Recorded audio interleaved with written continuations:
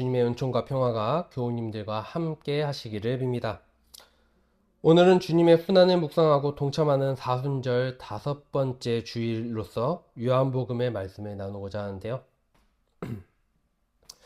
오늘 말씀이 아니라 요한복음에서만 나오는 표현인데요. 이제 주님이 사랑하시는 제자라는 표현이 이제 요한복음에서 나오죠.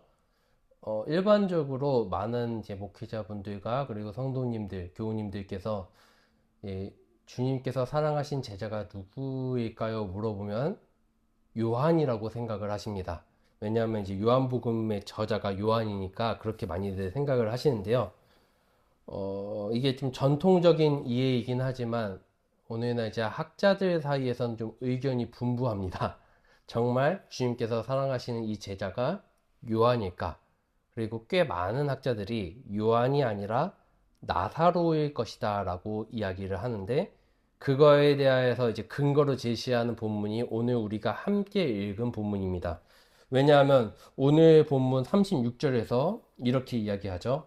예수님께서 우시는 것을 보시고 유대 사람들이 보시오 그가 얼마나 나사로를 사랑하였는가 하고 말하였다 라고 기록을 했기 때문입니다.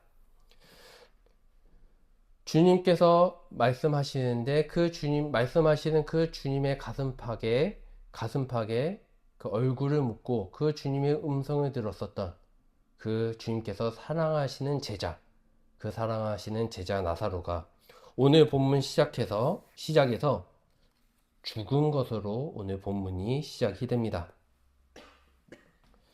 베다니에 사는 나사로가 병이 들었고 그의 자매 마르다와 마리아는 예수님께 사람을 보냅니다. 그리고 예수님께 이렇게 이야기하죠. 주님 보십시오. 주님이 사랑하는 사람이 병들어 있습니다. 라고 말입니다. 그런데 예수님께서는 그 소식을 들으시고 이틀을 더 머무십니다. 그리고 이윽고 제자들에게 유대로 다시 돌아가겠다라고 말씀하십니다. 예수님의 이런 말씀에 제자들은 몹시 당황하면서 주님 가시면 안 됩니다 라고 이야기를 하죠. 왜 이렇게까지 예수님께서 가시는 것을 막았을까요? 주님께서 사랑하는 제자이지 않습니까? 그러면은 그 소식을 듣자마자 바로 가셨어야 했던 것이 아닐까요? 근데 주님은 이틀이나 더 머무셨고 이틀 뒤에 이제 가려고 하니까 제자들이 이제 말리고 있죠. 왜 그러냐면 예수님께서 그 땅으로 가시면 죽으실 수도 있기 때문에 그렇습니다. 유대는 예수님의 목숨이 위태로운 것입니다. 불과 얼마 전에도 유대인들이 돌을 들어 예수님을 치려고 했습니다. 제 아들은 스승을 걱정하는 마음으로 현실을 있는 그대로 말하며 예수님께서 그곳에 가시면 안 된다라고 이야기하는 것이죠.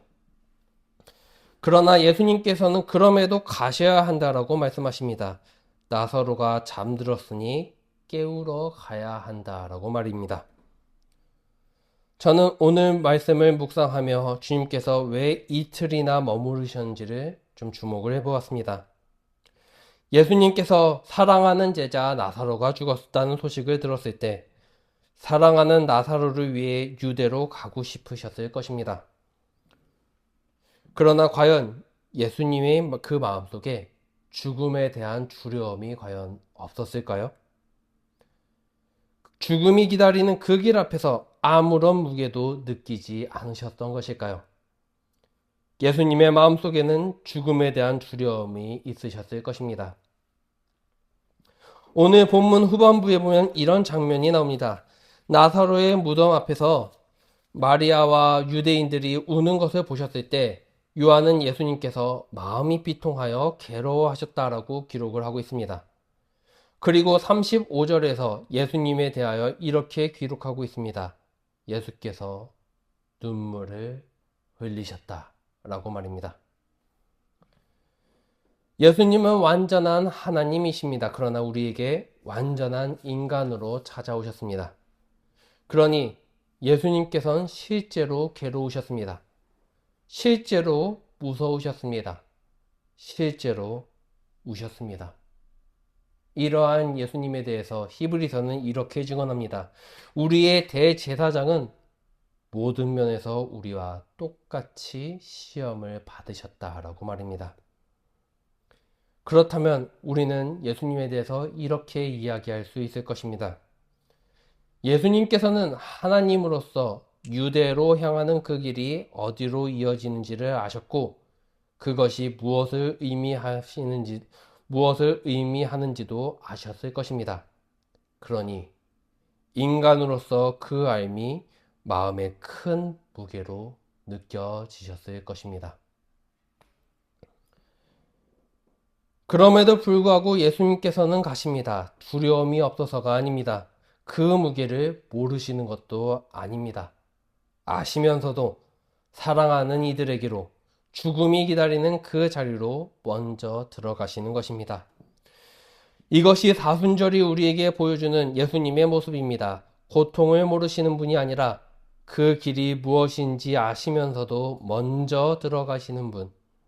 그런 분이 먼저 가셨기에 우리가 그 길을 따라갈 수 있는 것이지 않겠습니까? 예수님께서 내가 유대로 가겠다, 죽음의 길로 향하겠다라고 말씀하실 때 제자 중 하나가 이브여입니다. 디두모라고도 하는 도마라는 제자인데 그는 동료 제자들을 향해 이렇게 외칩니다. 우리도 그와 함께 죽으러 가자. 우리가 주님을 따라가자. 우리가 주님께 충성하자. 이런 이야기는 좀 해볼 수 있을 것 같습니다. 그런데 어찌 보면 굉장히 생뚱맞게 도마는 주님께서 가시겠다라는 그 말 앞에 우리도 주님과 함께 죽으러 가자라고 이야기를 합니다. 저는 오늘 이 말 안에서 그 무엇보다 진실한 제자로서의 언어를 듣습니다. 도마는 아직 나사로가 부활할 것이다라는 그러한 확신을 가진 것이 아닙니다. 앞으로의 일에 무슨 일이 기다리는지 도마는 알지 못합니다. 그도 어쩌면 유대로 향하는 그 길이 두려웠을 수도 있습니다. 유대로 간다는 것이 무엇을 의미하는지 희미하게나마 알고 있었기 때문입니다. 그럼에도 그는 주님이 그 길을 가신다는 것, 이 한 가지를 분명하게 붙잡았습니다. 그렇기에 그는 오늘 본문에서 말합니다. 우리도 우리 주님과 함께 죽으러 가자라고 말입니다. 이 세상에 스스로 죽음의 길을 택하는 사람이 어디에 있습니까? 만일 그러한 것을 선택한다면 그것은 이성으로는 설명되어질 수 없고 이성적으로는 선택할 수 없는 길입니다. 도마도 두려웠을 것입니다. 도마의 이성적인 마음으로는 그 길을 따라가지 않는 것이 현명한 선택입니다. 그러나 주님이 먼저 그 길을 걸으셨기에 제자는 그 길을 따를 수 있게 됩니다. 모든 것을 이해한 후에 따르는 것이 아닙니다. 모든 것이 해결된 다음에 나서는 것도 아닙니다. 주님이 가시는 곳이라면 함께 가겠다는 것. 어찌 보면 너무나도 단순하고 무모해 보이는 이 결단이 도마의 말 안에 있었던 것입니다.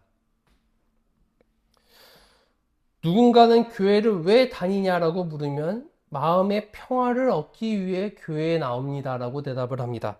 그러나 신앙의 길이 늘 밝고 평안하고 안전한 길이었다면 오히려 우리에게 믿음이라는 것은 필요가 없는 것일 것입니다. 믿음이 필요한 이유는 신앙의 길이 때로는 어둡고 때로는 무겁고 때로는 왜 내가 이 길을 가야 하는지 도저히 알 수가 없기 때문에 그렇기 때문에 우리의 신앙에서 믿음이 필요한 것이지 않습니까? 도마의 말은 정확히 그러한 자리에서 나오는 것입니다. 예수님께서 왜 유대로 가려고 하시는 건지 도저히 모르겠고 가시는 길이 죽음을 향해 가는 길처럼 보여 있는데 그러한 주님을 보며 동료 제자들을 향해 우리도 주님께서 가시는 저 길 함께 죽으러 가자라고 말하는 이해가 되지 않아도 주님이 먼저 가신 길이라면 따라가겠다라는 그러한 결단 이것이 도마가 우리에게 보여주는 신앙의 모습인 것이죠. 사순절을 걸어간다는 것, 이 40일간의 여정을 걷는다는 것이 이러한 것이지 않겠습니까? 고난주간이 다가오는 이 시간, 우리는 무엇을 하고 있습니까? 예수님께서 걸어가신 그 길을 그저 먼 발치에서 바라보고 있지는 않습니까?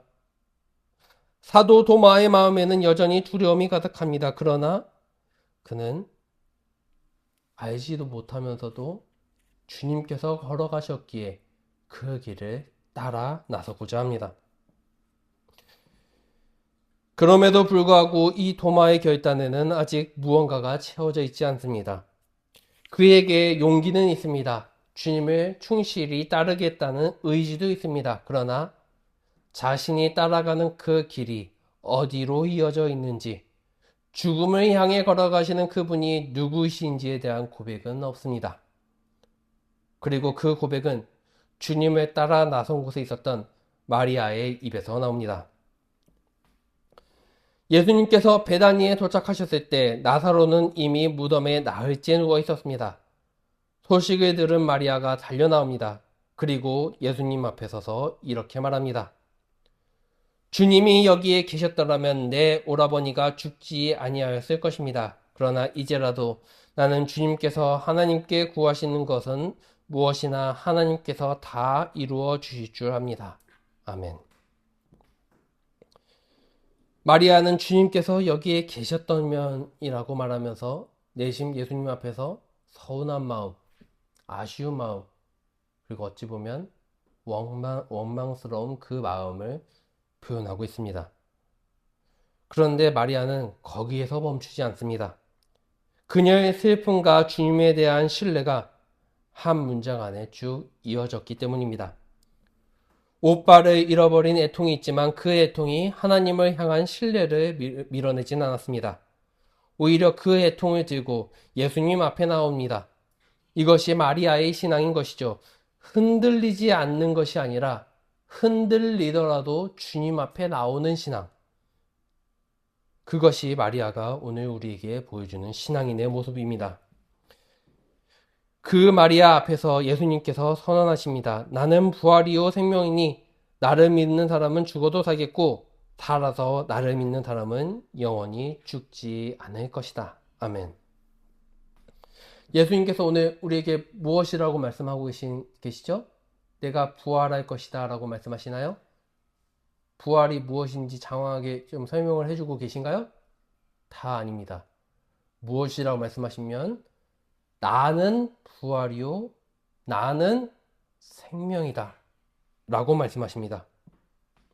예수께서는 부활이 있을 것이다 라고 말씀하시지 않으십니다. 부활을 가르쳐 주시는 것도 아닙니다. 단지 나는 부활이다 라고 우리에게 선언하실 뿐이십니다. 죽음을 향해 걸어 들어가시는 그분이 바로 부활이요 생명이신 분이라는 것입니다. 그 길이 죽음으로 끝나지 않을 것이라는 선언인 것이죠. 아니, 더 정확하게 말한다면 그 길의 끝에 생명이 있다라는 그러한 차원이 아니라 그 길을 걷고 계신 분, 그 주님 자체가 생명이라는 것입니다. 여기서 우리는 한 가지 중요한 것을 놓치지 말아야 합니다. 나사로를 살리신 것은 단순히 예수님의 한마디 명령 때문만은 아닙니다. 물론 주님께서는 나사로야 나오너라라고 명령하셨죠. 그러나 그 이전에 이미 부활이요 생명이신 그분이 나사로의 무덤을 향해 걸어가셨습니다. 그렇기에 우리 주님께서는 나사로가 죽었다라고 얘기하시는 것이 아니라 나사로가 잠들었다라고 이야기하시는 것입니다. 왜죠? 이미 부활이요 생명이신 그 주님께서 나사로를 향해 걸어오고 계시지 않습니까? 그런데 어떻게 생명이 다가오고 있는 그 나사로에게 죽었다라고 이야기할 수 있겠습니까? 이미 부활이요 생명이신 그분이 나사로의 무덤을 향해 걸어가셨습니다. 생명 자체이신 분이 죽음의 자리를 향하셨을 때 그 자리는 이미 달라질 수밖에 없는 것입니다. 주님이 나오라라고 말씀하신 그 말씀이 상황을 바꾼 것이 아니라 부활이요 생명이신 그분의 임재 자체가 그를 죽음에서 사망으로 바꾸어 놓으신 것입니다. 그렇다면 우리가 함께 죽으러 가자라고 말했던 그 도마의 말이 사뭇 다르게 느껴집니다. 도마는 죽음을 향해 가자라고 말했습니다. 그러나 그 죽음을 향하는 그 길이 부활이요 생명이신 분과 함께 걷는 그 길이라면 겉으로는 죽음을 향하는 것처럼 보이지만 실은 이미 생명 안에 있는 것입니다. 제 아들은 그것을 알지 못한 채 따라 나섰습니다. 그러나 그것이 진리였습니다. 주님과 함께 죽으러 가는 길이 역설적으로 생명과 함께하는 길이었던 것입니다. 마리아가 고백합니다. 예, 주님, 주님은 세상에 오실 그리스도이시여 하나님의 아들이심을 내가 믿습니다. 아멘. 마리아의 고백은 완전한 이해 위에서 나온 것이 아닙니다. 모든 것이 해결된 다음에 나온 것도 아닙니다. 무덤이 열리기 전에, 나사로가 살아나기 전에 그 이전의 자리에서 나온 고백입니다. 이것이 도마의 결단이 향한 것입니다. 도마가 따라가기로 한 그 길이 어디로 이어지는지를 마리아의 고백이 밝혀주는 것입니다. 죽음을 향해 걸어가시는 그분이 곧 부활이요 생명이신 분이라는 것, 이 고백이 있기에 두려움을 안고서도 그 길을 따를 수가 있습니다. 이해가 앞서지 않아도 그분이 가시는 길이라면 함께 걸을 수가 있는 것입니다. 사랑하는 교우 여러분, 사순절 5번째 주일, 우리는 지금 고난주간을 향해 걷고 있습니다. 예수님께서 먼저 그 길을 걸으셨습니다. 두려움을 모르시는 분이어서가 아니라 그 무게를 아시면서도 사랑하는 제자들을 위하여 먼저 가셨습니다. 오늘 본문은 우리에게 묻습니다. 도마처럼 그 길에 우리도 함께 죽으러 가자고 말할 수 있습니까? 그 말은 두려움이 없어서가 하는 말이 아닙니다. 모든 것을 이해해서 하는 말도 아닙니다. 마리아의 고백을 붙들고 죽음을 향해 걸어가시는 그분이 곧 부활이요 생명이신 분임을 믿으며 그 뒤를 따라 나서는 것입니다. 누군가는 어떻게 그 길을 갈 수 있느냐고 물을 수 있습니다. 어떻게 죽음을 향한 그 십자가를 향한 길을 우리가 걸을 수가 있느냐라고 물을 수 있습니다. 왜냐하면 그 길은 어리석어 보이는 길이고 미련한 길이고 이성적으로 결코 설명되어질 수 없는 길이기 때문입니다. 그러한 일은 결코 일어날 수 없다라고 이야기할 수 있습니다. 그러나 이미 그러한 일이 우리 역사 가운데 일어났습니다. 기적과 같은 그러한 일이 2000년 전 우리 역사 가운데 이미 일어났습니다. 그리고 그분이 오늘 우리에게 나를 따르라 라고 말씀하십니다. 부활이요 생명이신 그분과 함께 걷는 길은 겉으로는 죽음을 향하는 것처럼, 겉으로는 굉장히 미련한 것처럼 보입니다. 그러나 이미 그러한 길을 걷고 있는 사람은 생명 안에서 걷고 있는 것입니다. 그것이 제자의 길이었고 그것이 우리가 부름을 받은 길입니다. 예수님께서 먼저 그 길을 가셨고 주님께서 먼저 가신 그 길을 믿음을 가지고 함께 걸으며 그분이 부활이요 생명이심을 고백하는 저와 우리 교우님들이 되시기를 간절히 원합니다. 아멘.